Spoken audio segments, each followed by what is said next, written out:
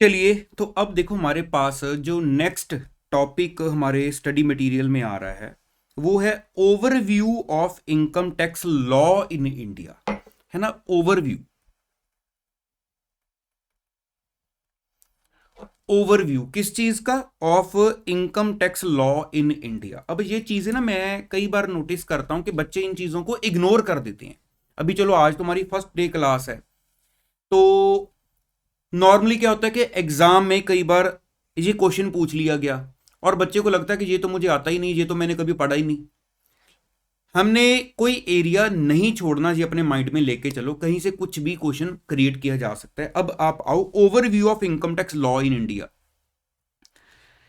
क्या लिखा हुआ है देखो कि in this material we would be introducing the students to the income tax law in India. कि अब हमें इनकम टैक्स लॉ जो है इंडिया में, उसके बारे में इंट्रोडक्शन दी जाएगी कि the income tax law in India consists of the following components. तो अब यहां पे जो कंपोनेंट्स वर्ड है ना, उसको जरा आप हाईलाइट कर लो, अंडरलाइन कर लो, ठीक है, कि जो हमारे कंपोनेंट्स हैं वो कौन कौन से हैं।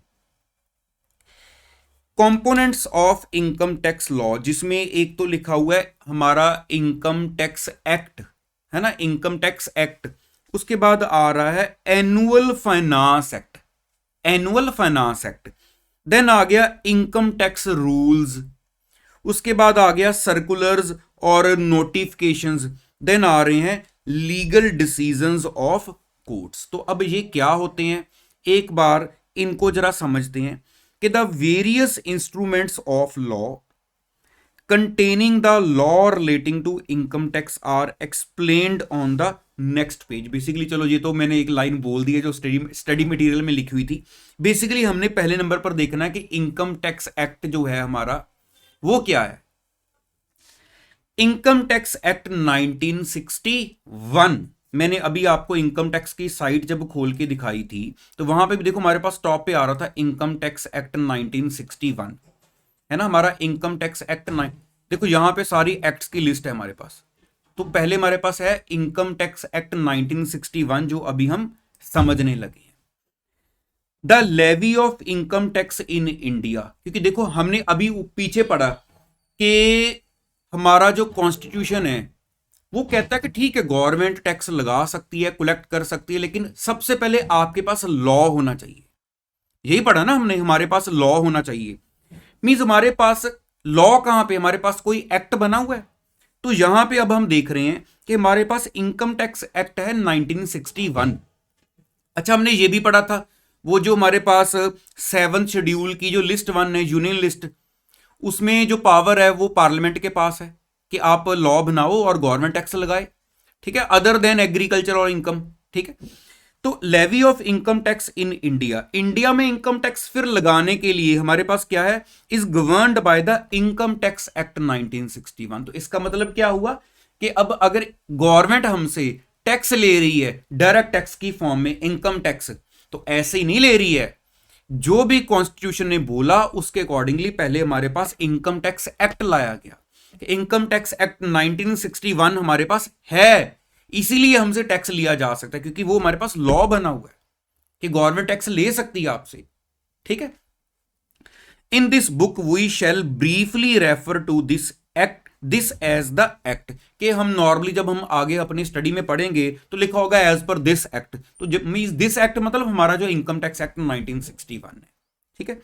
तो it extends to the whole of India, कि पूरा हमारा जो इंडिया, हर जगह पे ये जो एक्ट है वो एप्लीकेबल है। कि इंडिया में आप कहीं पर भी हो, कहीं पर भी आपको इनकम हुई तो इट मींस आपके ऊपर इनकम टैक्स लगाया जाएगा।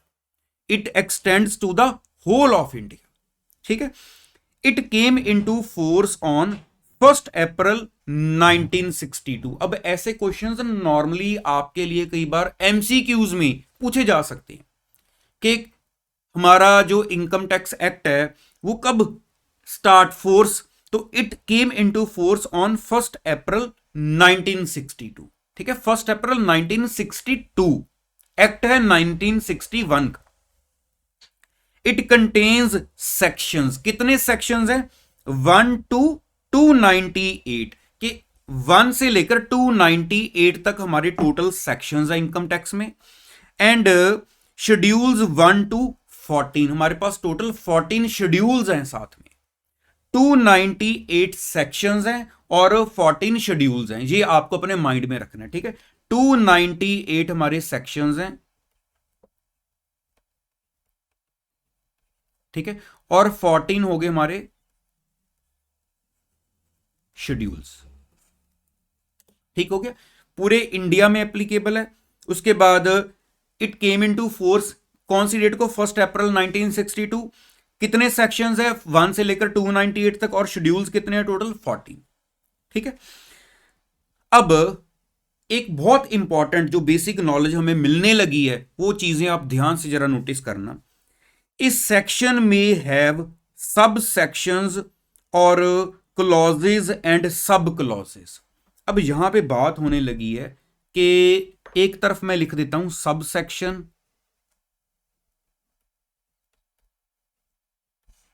एक तरफ लिख देते हैं क्लॉज। सबसे पहले मैं आपको बताता हूं, देखो होता क्या है, कई बार ना हम देखते हैं कि एक सेक्शन है, मान लो हमारे पास एक सेक्शन है 2, उसके साथ ब्रैकेट में लिखा हुआ है ऐसे 1। मान लो हमारे पास एक सेक्शन है 5, उसके साथ ऐसे ब्रैकेट में लिखा हुआ है 1। हमारे पास एक सेक्शन है 10, उसके साथ ऐसे ब्रैकेट में लिखा हुआ है 2। तो जब हमने रीड करना है तो क्या मैं बोलूं, सेक्शन 2 का सबसेक्शन 1, या ये क्लॉज है उसकी, 5 का सबसेक्शन 1 है या क्लॉज है, 10 का सबसेक्शन 2 है या क्लॉज है। ऐसे किसी भी सेक्शन में हो सकता है आपके साथ, है ना। आपको कैसे पता लगेगा कि ये सबसेक्शन है या ये क्लॉज है? आई होप कि आपने अभी पहले जब भी कोई लॉ पढ़ा होगा तो नॉर्मली आप सोचते होगे कि सबसेक्शन रीड करना है इसको, कहीं वो क्लॉज तो नहीं रीड करना, वो क्लॉज है या सबसेक्शन है। अब आपको यहां पे ये चीज के बारे में गाइड किया जाएगा और परफेक्टली आपको क्लियर होगा। देखना, देखो सबसे पहले क्या लिखा हुआ, कहते हैं कि when each part of the section is independent of each other and one is not related with other, such parts are called a clause. Subsection, on the other hand, refers to such parts of a section where each part is related with other and all subsections taken together completes the concept propounded in that section. तो इसका पूरे पैरे का meaning क्या हुआ, अब मैं आपको ये सिंपल वे में समझाता हूं। अब मान लो एक सेक्शन है 2, आप देखना नॉर्मली जो हमारे पास सेक्शन नंबर 2 होता है, नॉर्मली मैं सिर्फ इनकम टैक्स की बात नहीं कर रहा हूं, और भी एक्ट्स के अंदर उसमें ज्यादातर ना आपको डेफिनेशंस मिलती हैं कि हमारे एक्ट में जो जो टर्म्स यूज की गई हैं। आप हमारा जो इंटरमीडिएट का ही लॉ वाला सब्जेक्ट है, आप उसमें स्टडी मटेरियल का जो आपका फर्स्ट चैप्टर है प्रीलिमिनरी, आप उसमें देखोगे, आप खोल के देखना अगर आपने नहीं देखा है तो उसमें भी आपको बहुत सारी डेफिनेशंस मिलेंगी। ठीक है, तो जब लिखा होगा सेक्शन 2 के साथ 1 2 3, फिर आपको वो 2 के साथ जो 1 2 3 है वो सबसेक्शन है या क्लॉज है। तो आपको कैसे पता चलेगा कि वो सबसेक्शन है या क्लॉज है कोई भी सेक्शन का? देखो यहां पे उन्होंने हमें क्या क्लैरिटी की है, यहां पे कहते अगर तो जो सेक्शन का आगे पार्ट है, मतलब मैं आगे अभी ये नहीं बोल रहा हूं कि वो जो पार्ट है वो सबसेक्शन है या क्लॉज है। जैसे मान लो ये सेक्शन 5 की बात करें, अब इसके आगे जो पार्ट 1 लिखा हुआ है, क्या ये सबसेक्शन बोलना चाहिए या क्लॉज बोलना चाहिए? कहते आप देखो कि जो सेक्शन चल रहा है उसके आगे जो भी उसके मान लो पार्ट्स चल रहे हैं, फॉर एग्जांपल जैसे मैंने 5 के साथ 1 2 3 लिख दिया, तो जो सेक्शन कंप्लीट बन रहा है, मान लो 1 2 3 मैंने सारा पढ़ा, तब वो सेक्शन कंप्लीट हुआ, तो इट मींस ये उसके सारे सब सेक्शंस थे, ये सारे सब सेक्शंस थे। अगर मैं बात करूं जैसे सेक्शन 2 है, ठीक है, उसके आगे ऐसे 1 लिखा हुआ है, तो 1 में मैंने जो पढ़ा, उसके बाद जब मैं 2 में आया तो 2 में कुछ अलग चीज डिस्कस हो रही है जिसका 1 के साथ कोई रिलेशन ही नहीं है। उसके बाद 3 में जब आया, 2 के आगे 3 में, तो 3 में जो बात हो रही है उसका 1 2 के साथ कोई लिंक ही नहीं है। मींस मान लो अलग अलग डेफिनेशंस है, एक डेफिनेशन एक चीज को डिफाइन कर रही है, दूसरी वाली किसी और चीज को डिफाइन करी है, तो फिर ये थोड़ी है कि मैं 2 के आगे जितने भी 1 2 3 लिखे हुए हैं मैं सबको कंबाइन करके पढ़ूं, मैं बोलूंगा अच्छा मुझे अब समझ लगी। तो इट मींस अगर तो आपस में इनका कोई लिंक नहीं है तो ये क्या होंगी, ये क्लॉजेज होंगी, ठीक है, ये क्लॉजेज होंगी। लेकिन अगर मैं बोलूं उसके जितने पार्ट्स हैं वो कंबाइन करके सारे आपको समझने पड़ेंगे, फिर आपको पूरी क्लैरिटी होगी, इट मींस वो उस सेक्शन के सब सेक्शन थे। बात अंडरस्टैंड कर रहे हो ना, कि पूरा सेक्शन समझो, मैं आपको सिंपल वर्ड में बोलूं, पूरा सेक्शन समझो, पूरे पढ़ो पॉइंट्स, तो पूरा समझ लगेगा कि ये सेक्शन क्या कर रहा है। इट मींस वो सब सेक्शन है उसके, वो कंप्लीट एक पूरा सेक्शन बनेगा आपका सब सेक्शंस को मिला के। अदरवाइज वो क्लॉजेज होंगी अगर अलग अलग चीज डिफाइन हो रही है। तो अब ये देखो जो पैरा हम पढ़ रहे थे कि when each part of the section is independent, means जो क्लॉज वाला केस है कि अगर हर सेक्शन का जो पार्ट है, पार्ट जहां पे सब सेक्शन भी हो सकता है, क्लॉज भी हो सकती है, कहते अगर हम क्लॉज की बात करते हैं तो जो each part of section is independent, वो इंडिपेंडेंट है of each other and one is not related with other, और वो आपस में रिलेटेड नहीं है। जैसे मैं आपको एग्जांपल दे रहा हूं, डेफिनेशंस होती हैं, ठीक है, such parts are called a clause, तो इन पार्ट्स को हम क्लॉज बोलेंगे। तो sub section on the other hand refers to such parts of a section where each part is related with the other and all subsections taken together completes the concept propounded in that section। कि अगर sub section है तो it means वो सारे आपके एक complete मिलके एक सेक्शन बनेगा, आपको पूरा पता चलेगा कि उसमें क्या डिफाइन किया गया है, कि वो रिलेटेड होते हैं एक दूसरे के साथ। क्लॉजेज में वो रिलेटेड नहीं होगी।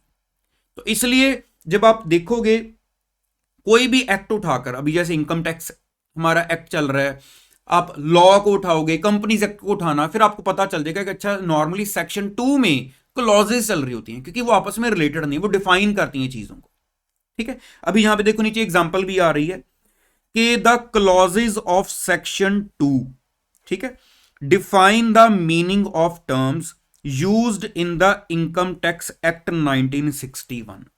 कि जो हमारा सेक्शन 2 है, कौन से एक्ट में, इनकम टैक्स एक्ट 1961 में जो सेक्शन 2 है उसमें बहुत सारी चीजों के मीनिंग्स दिए गए हैं।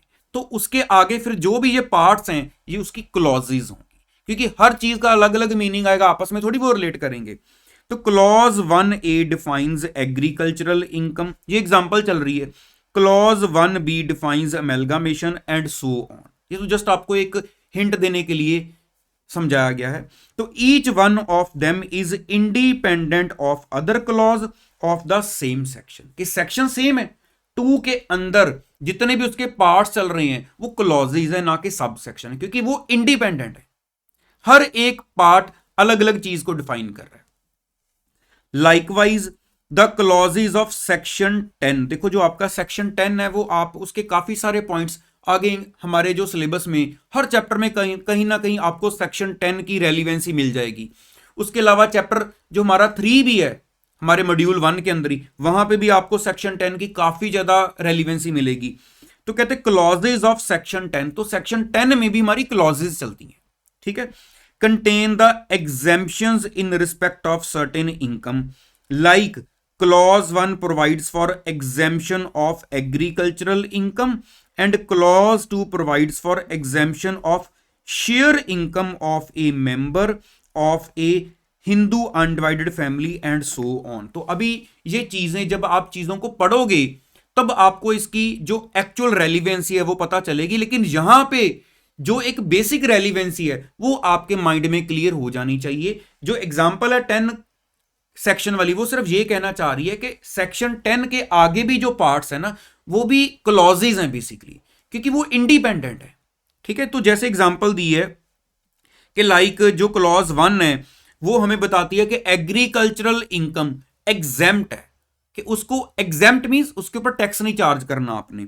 उसके बाद जो क्लॉज 2 है, अब चलो अभी ये चीजें आगे जाके आपको पढ़ोगे तो पूरी समझ आएंगी। जैसे मान लो आपने HUF तो सुना ही हुआ है पहले भी, है ना, HUF टर्म आपके लिए कोई न्यू नहीं है, हिंदू अनडिवाइडेड फैमिली। तो जो भी HUF का मेंबर है आगे, HUF से जो उसको इनकम मिलती है तो उस मेंबर की, क्योंकि आप अभी तो आज हमारा देखो फर्स्ट लेक्चर है, कई चीजें इनकम टैक्स में ऐसी हैं जो आपके लिए नॉलेज आपके पास आएगी तो आपको इनकम टैक्स एक्चुअल में समझ आना शुरू होता है। लेकिन मेरे लिए भी ये पॉसिबल नहीं है कि मैं आपको फर्स्ट लेक्चर में सारा कुछ बता दूं, है ना। बहुत सारी चीजें ऐसी भी आएंगी जो मैं अभी एक ही दिन में आपको सब कुछ नहीं बता सकता। तो एक हिंट जरूर दूंगा ताकि आपके माइंड में 1% भी कंफ्यूजन ना रहे कि एचयूएफ का जो मेंबर है, अब एचयूएफ ने जो इनकम अर्न की है उसके ऊपर उसने टैक्स दे दिया। अब वो इनकम अगर उस मेंबर को मिलती है तो उसको दोबारा टैक्स नहीं देना, क्योंकि उसके ऊपर एचयूएफ ऑलरेडी टैक्स दे चुकी है।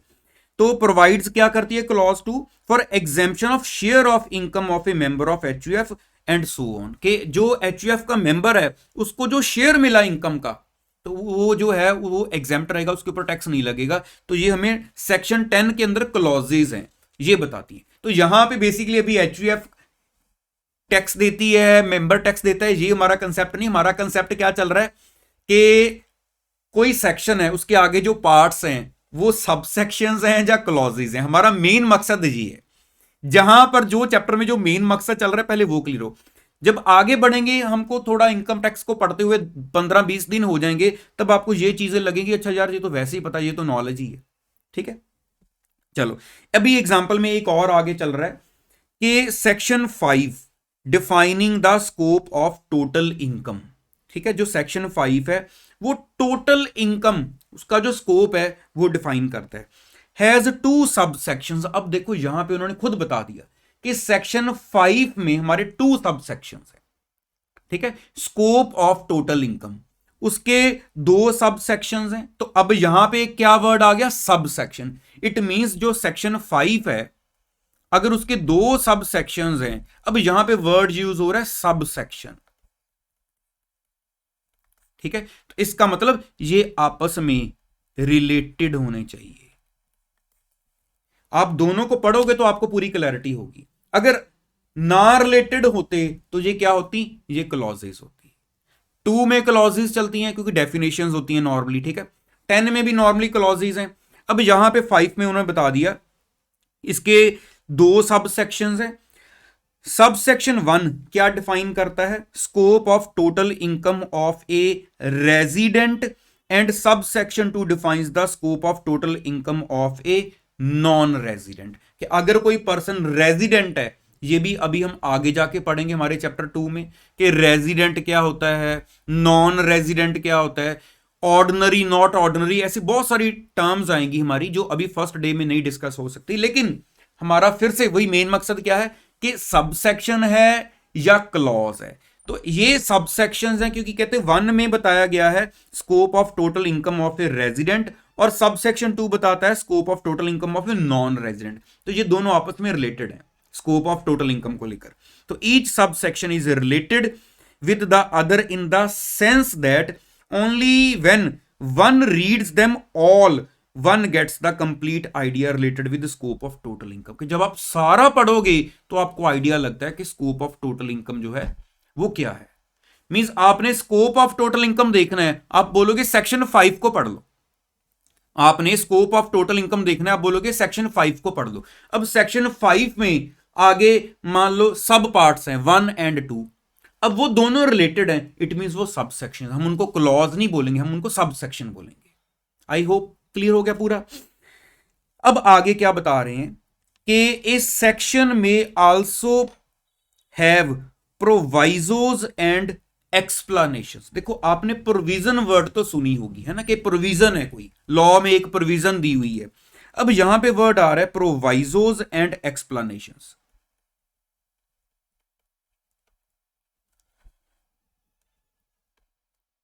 Explanations,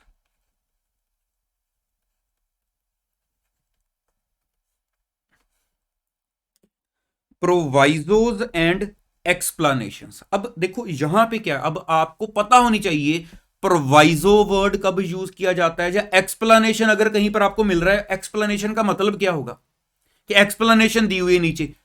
what is the meaning of explanation, what is the meaning of proviso.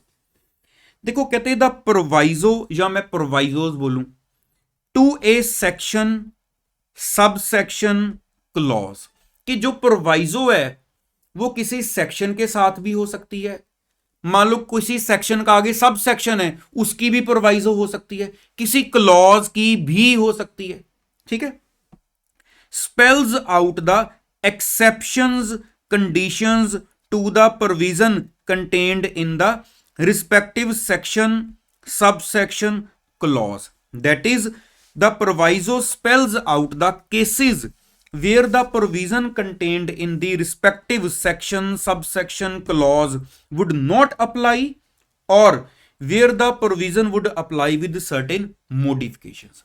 अब कहने की बात क्या है, मान लो मैं सेक्शन 5 पढ़ रहा हूं, मान लो मैं सेक्शन 5 का सबसेक्शन 1 पढ़ रहा हूं।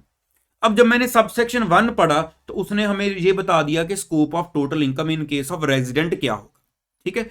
अब लेकिन उसमें हमने कोई एक एक्सेप्शन सी डालनी थी कि अगर ये पर्सन है तो इस केस में ये रूल नहीं अप्लाई होगा। हो सकता है ना, देखो कि एक सेक्शन 5 के सबसेक्शन 1 में एक चीज बता दी मुझे, अब मैं वो चीज एक एरिया में नहीं लगाना चाह रहा, क्योंकि अदरवाइज तो जब मैंने एक कॉमन अपना डिसीजन दे दिया ऊपर जिसको हम बोल रहे हैं प्रोविजन, हमने प्रोविजन बना दी, अब हम चाह रहे हैं ये रूल यहां पर ना लगे, ये लॉ का ये सबसेक्शन यहां पर ना लगे, तो मैंने उसके नीचे ये बता दिया कि यहां पर ये चीज नहीं लगेगी, यहां अगर लगेगी तो उसमें थोड़ी मॉडिफिकेशंस कर दिया कि लगेगी तो ऐसे लगेगी। इट मींस वो क्या होगी, प्रोवाइजो, वो उस सेक्शन की प्रोवाइजो होगी। मान लो हम बोल रहे हैं प्रोवाइडेड दैट कि ऐसे ऐसे इस केस में ऐसे करना है, वो क्या होगी, प्रोवाइजो।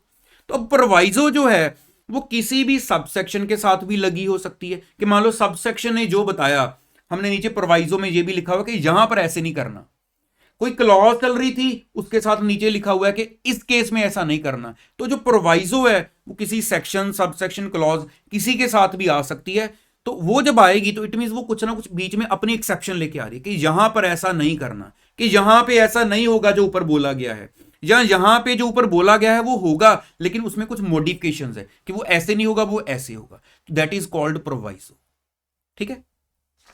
अब आ गया एक्सप्लेनेशन कि the explanation to a section, sub section, clause, क्योंकि जैसे हमने ऊपर पढ़ा कि प्रोवाइजो किसी सेक्शन के साथ, सब सेक्शन के साथ, क्लॉज के साथ कहीं भी हो सकती है, ऐसी एक्सप्लेनेशंस भी होती हैं।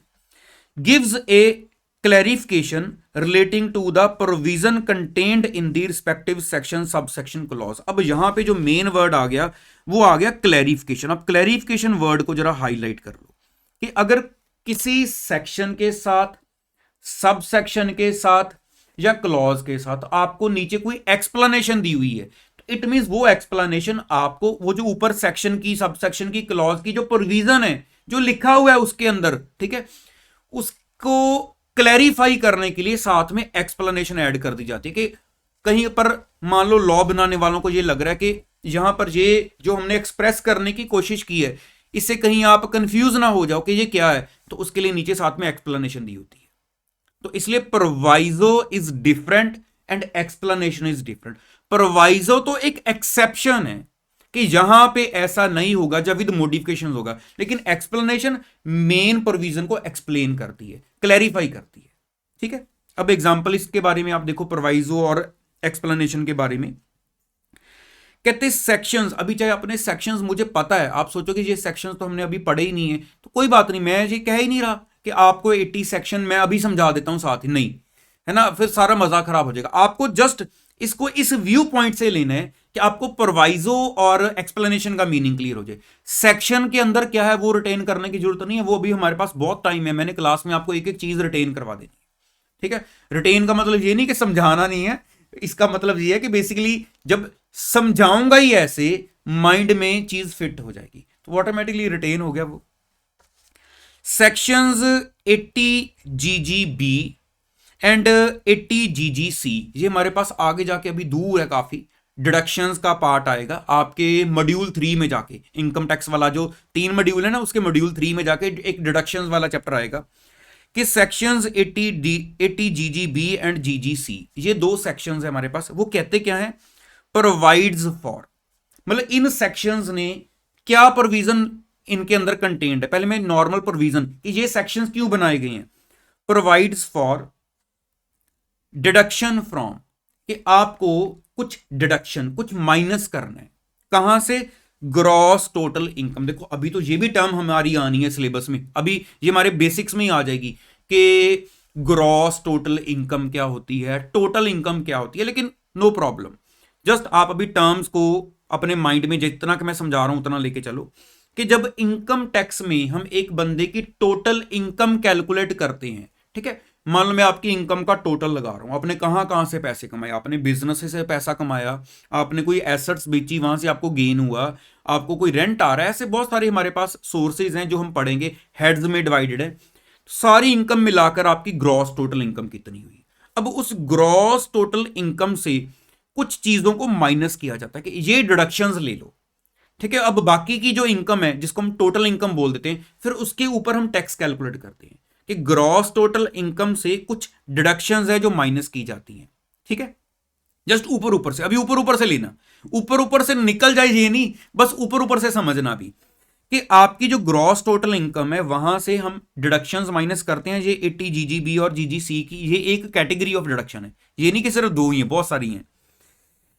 From gross total income in respect of contributions made by companies and other persons respectively to political parties or an electoral trust। अब थोड़ा हिंट देता हूं, जैसे यहां पे कि total income, gross total income calculate कर लीगी एक पर्सन की। अब उस ग्रॉस टोटल इनकम में से उस पर्सन ने जिसकी हमने इनकम कैलकुलेट की है, अगर कोई पॉलिटिकल पार्टीज वगैरह को कोई कंट्रीब्यूशन दी है, ठीक है, कोई पैसा कंट्रीब्यूट किया है, तो आपको ग्रॉस टोटल इनकम में से उस जो आपने कंट्रीब्यूशन दी है, ठीक है, पॉलिटिकल पार्टी को, उसकी डिडक्शन दी जाएगी। तो उसके लिए ये दो सेक्शंस है, जीजीबी और जीजीसी, जो हमारे सिलेबस का पार्ट है, हम पढ़ेंगे, अभी दूर है। तो जो ग्रॉस टोटल इनकम है वहां से ये डिडक्शंस दे दो, तो ये हमें सेक्शन में पावर दी गई है कि ग्रॉस टोटल इनकम में से आप ये डिडक्शंस माइनस कर देना, ताकि उसकी जो नेट इनकम है उसके ऊपर फिर आप टैक्स लगाओ। तो इट मींस अभी सिर्फ आपके माइंड में पहले ये आ गया, ठीक है, ये दो सेक्शंस जो हैं वो डिडक्शन की बात कर रहे हैं कि टोटल इनकम में से ये कंट्रीब्यूशन को माइनस किया जाता है। अभी इतना समझना है हमने, ठीक है। अब दो टॉपिक चल रहे हैं, प्रोवाइजो या एक्सप्लेनेशन। तो अगर उन्होंने बोला कि कोई कंपनी है या अदर पर्सन है तो ये डिडक्शन दे दो, अगर मान लो हमने कहीं पर कुछ बीच में एक्सेप्शन भी लगानी हो कि डिडक्शन जब देनी है तो इस केस में ना दे देना, तो वो क्या हो जाएगी, उसकी प्रोवाइजो। अगर इसमें कुछ एक्सप्लेन करना है तो वो एक्सप्लेनेशन लगाएंगे। अब मेन प्रोविजन तो देख ली हमने कि ग्रॉस टोटल इनकम में से कोई डिडक्शन देनी है, पॉलिटिकल पार्टी को कोई कंट्रीब्यूशन गई है, जो इलेक्टोरल ट्रस्ट को कोई कंट्रीब्यूशन गई है तो उसकी आपको डिडक्शन मिलेगी। लेकिन क्या बीच में कोई प्रोवाइजो तो नहीं है कि कहां पर नहीं मिलनी? वो आगे पैरा क्या कह रहा है, कहते the proviso to section 80 GGB and GGC.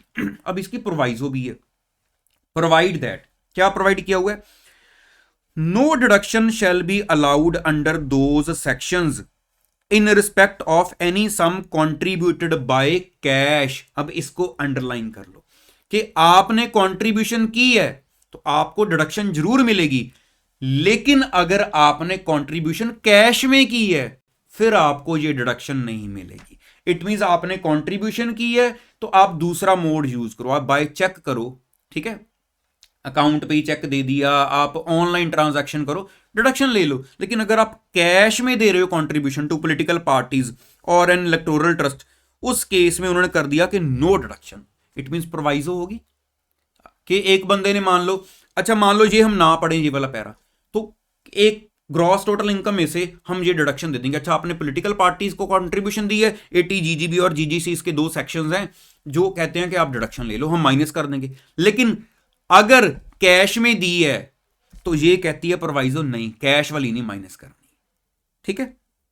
दस the provisos to these sections spell out the circumstances when deduction would not be available there under in respect of contributions made.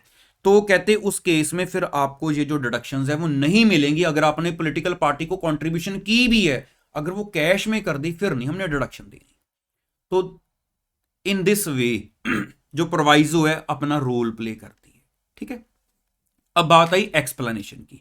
हमने ऊपर पढ़ा कि एक्सप्लेनेशन क्लैरिफाई करेगी चीज को। अब देख लेते हैं, कहते एक्सप्लेनेशन बिलो सेक्शन 80 जीजीसी, कि जब हम सेक्शन 80 जीजीसी पढ़ेंगे उसके नीचे एक एक्सप्लेनेशन है, provides that for the purposes of section 80 GGB and 80 GGC, इन दो सेक्शंस के पर्पस के लिए पॉलिटिकल पार्टी मींस। अब देखो एक्सप्लेनेशन आ गई ना, हमने ऊपर पढ़ा कि अगर पॉलिटिकल पार्टी को कंट्रीब्यूशन करो। अब पॉलिटिकल पार्टी क्या होती है, नीचे एक्सप्लेनेशन है, वो कहती है हम बता देते हैं पॉलिटिकल पार्टी क्या होती है कि political party means A political party registered under section 29A of the representation of the people act 1951। चाहे हमें अपने सिलेबस के व्यू पॉइंट से ऐसी ये टर्म्स याद रखने की जरूरत नहीं है, लेकिन एक बेसिक नॉलेज आपको होनी चाहिए, ठीक है। यहां पे हम समझ रहे हैं एक्सप्लेनेशन। एक्सप्लेनेशन क्या होती है, ऐसे दी जाती है एक्सप्लेनेशन के ऊपर जो मेन प्रोविजन चल रही थी 80 जीजीबी और जीजीसी की डिडक्शन क्लेम करने के लिए ग्रॉस टोटल इनकम में से आपकी, तो यहां पे उन्होंने बोला था प्रोविजन में कि पॉलिटिकल पार्टी को कंट्रीब्यूट करोगे तो डिडक्शन ले लेना। अब पॉलिटिकल पार्टी क्या होती है, इसमें आपको कोई डाउट ना आ जाए तो ये नीचे एक्सप्लेनेशन बता रही है, ठीक है। ऐसी thus the explanation clarifies that the political party has to be a registered political party, कि जो आपकी पॉलिटिकल पार्टी है वो रजिस्टर्ड होनी चाहिए, ठीक है, रजिस्टर्ड होनी चाहिए, तो आपको ये जो डिडक्शंस है वो मिलेंगी, अदरवाइज आपको डिडक्शंस नहीं मिलेंगी। तो प्रोवाइजो ने ये बता दिया अगर कैश में दोगे फिर नहीं हमने डिडक्शन देनी, वो होगी प्रोवाइजो। एक्सप्लेनेशन ने ये बता दिया कि पॉलिटिकल पार्टी बेसिकली होती क्या है, ठीक है।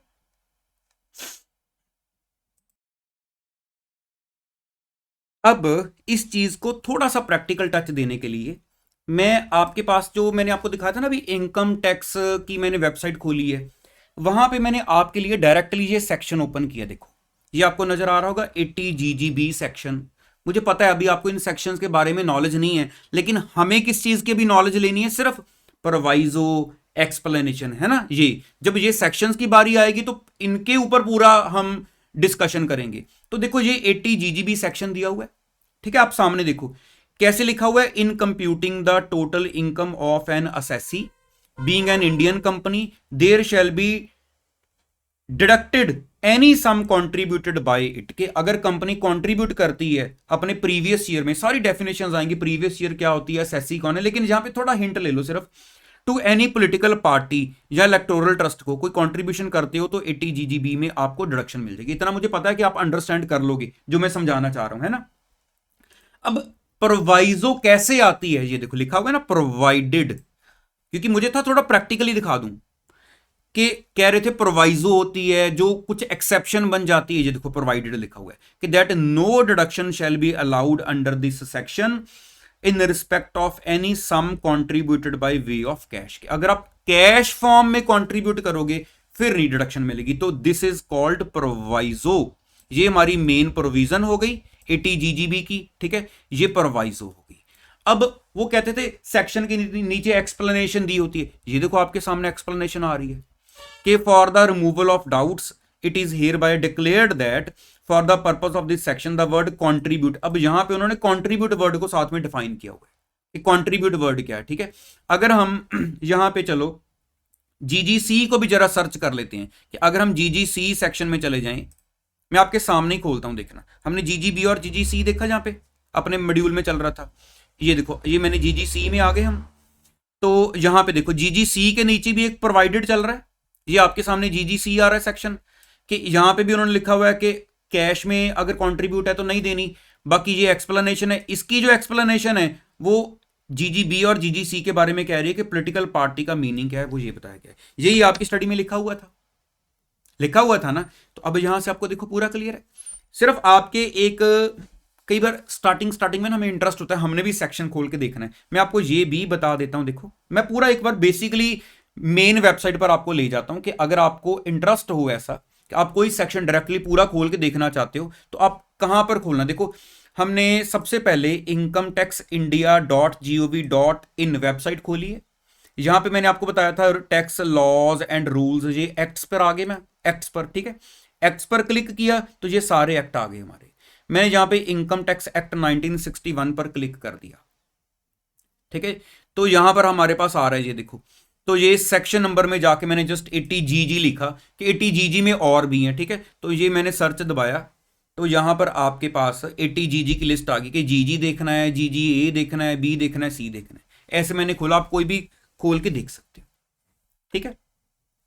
चलो अब यही जो पैरा हम ये पूरा एग्जाम्पल 2 पढ़ रहे थे उसके 3 पार्ट्स थे वो हमने पूरे डिस्कस कर लिए। ये देखो मैं आपको एक बार मॉड्यूल में भी दिखा देता हूं कि हमने यहां तक ये पूरा डिस्कस कर लिया। अब ये पैरा भी देख लो क्या कह रहा है, ठीक है, समझ गए ना कहां पर। देखो क्या कह रहे हैं अपने हाथ में मॉड्यूल में देखना कि द इनकम टैक्स एक्ट 1961 जो हमारा 19, अब आपको क्या लगता है कि ये वही चल रहा होगा जो 61 में बना दिया? क्योंकि देखो दुनिया कितनी चेंज होती है, रोज चेंजेस होती हैं, है ना, बिजनेस करने के वे सब कुछ सिस्टम्स चेंज होते हैं, तो क्या एक्ट वही चल रहा होगा? नहीं, उसमें चेंजेस आती हैं। आपने सुना होगा बजट आता है हर साल, हम देखते हैं फरवरी में स्टार्टिंग में बजट आ जाता है। अब जो एक्ट है उसमें चेंज लाने के लिए क्या क्या रास्ते हैं, तो यहां पे बताया गया है कि income tax act 1961 undergoes change every year, हर साल चेंज आती हैं, with additions and substitutions brought in by the annual finance act, कि हर साल हमारे पास एक एनुअल फाइनेंस एक्ट जो पास होता है पार्लियामेंट में। पहले बजट होता है, फिर वो जब पास हो जाता है फिर वो एक्ट बन जाता है, ठीक है। अभी जैसे आपने देखा होगा बजट आया था थोड़े दिन पहले, जब वो पास हो जाता है फिर वो एक्ट बन जाता है। Sometimes the income tax act 1961 is also amended. एक तो चलो हमारे पास वो हो गया फाइनेंस एक्ट कि पहले बजट आया फिर वो एक्ट बन गया, इसके अलावा भी कि जो एक्ट है उसको कैसे अमेंड किया जाता है, थ्रू अदर लेजिस्लेशंस, कि और भी वे हैं कैसे, like taxation laws amendment act, के उसमें अमेंडमेंट एक्ट के थ्रू चेंजेस की जाती हैं। तो इस वे के थ्रू हमारे इनकम टैक्स एक्ट 1961 में चेंजेस लाई जाती हैं। तो आई होप यहां पे आपको सारा क्लियर हो गया होगा। अभी देखो हम ये जो कंपोनेंट्स पढ़ रहे हैं बेसिकली, अभी इन कंपोनेंट्स में हमने इनकम टैक्स एक्ट जो स्टार्ट किया था पढ़ना, जिसमें सबसे पहले हमने देखा कि ये पूरे इंडिया में एप्लीकेबल होता है ना, ये 1962 फर्स्ट अप्रैल को आया था, 298 सेक्शंस है, 14 शेड्यूल्स हैं, यहां से हमने स्टार्ट किया, सब सेक्शन क्या है, क्लॉजेज क्या हैं, उसके बाद प्रोवाइजो एक्सप्लेनेशन, ये सारा पढ़ा। तो ये सारा भी इनकम टैक्स एक्ट के अंडर चल रहा था। तो अभी इसके जो बाकी कंपोनेंट्स के पार्ट हैं वो इतने ज्यादा लंबे नहीं है कि बहुत ज्यादा टाइम लें, तो पहले हम इसके बाकी सारे कंपोनेंट्स आज डिस्कस कर लेते हैं, फिर कल के नेक्स्ट लेक्चर में हम इसको, क्योंकि आज बेसिक आपको थोड़ा सा एक्ट के बारे में, थोड़ा सा रूल्स के बारे में नॉलेज हो जाएगी, तो कल वाले लेक्चर में इसको मैंने थोड़ा ऐसे फ्रेम करना है कि आपको as a CA proper feeling आएगी कि मेरे से कोई एडवाइस लेने आया हुआ है। तो दूसरी क्लास में मींस हमारा जो सेकंड लेक्चर रहेगा बेसिक्स का, वो एक प्रैक्टिकल टच रहेगा, ठीक है। उसमें आपको एक क्लाइंट के साथ में डील करवाऊंगा, उसकी प्रॉब्लम्स आपके साथ डिस्कस करवा के सॉल्व करवाऊंगा, फिर आपको लगेगा हाँ अब ठीक है, बिल्कुल ठीक है। तो फर्स्ट लेक्चर में जो जरूरी है वो आज हमारा चल रहा है, तो अभी हम आगे बढ़ते हैं कि जो हमारे पास बाकी कंपोनेंट्स हैं उसको भी एक बार डिस्कस कर लेते हैं, ठीक है। चलो।